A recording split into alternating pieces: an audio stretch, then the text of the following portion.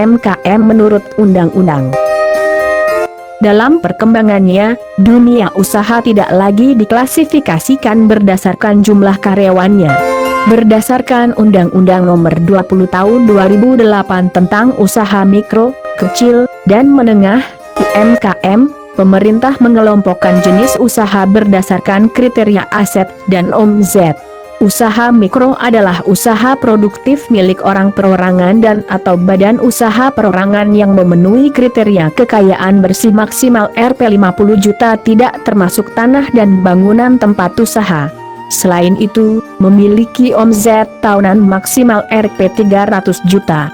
Usaha kecil adalah usaha ekonomi produktif yang berdiri sendiri dan dilakukan oleh orang perorangan atau badan usaha. Usaha bukan merupakan anak perusahaan atau bukan cabang perusahaan yang dimiliki, dikuasai, atau menjadi bagian langsung dan tidak langsung dari usaha menengah atau usaha besar. Kriteria usaha kecil adalah kekayaan bersih berkisar lebih dari Rp 50 juta sampai Rp 500 juta, tidak termasuk tanah dan bangunan usaha. Selain itu, memiliki hasil penjualan tahunan lebih dari Rp 300 juta sampai dengan paling banyak Rp 2,5 miliar. Usaha menengah adalah usaha ekonomi produktif yang berdiri sendiri dan bukan termasuk anak perusahaan atau cabang perusahaan tertentu. Adapun kriteria jumlah kekayaan bersih harus lebih dari Rp 500 juta hingga paling banyak Rp 10 miliar. Selain itu, penjualan tahunan lebih dari Rp 2,5 miliar sampai paling banyak Rp 50 miliar. Berdasarkan peraturan UMKM tersebut, pemerintah berasumsi bahwa penjualan tahunan rata-rata suatu bidang usaha adalah 5 kali dari kekayaan bersih usaha tersebut.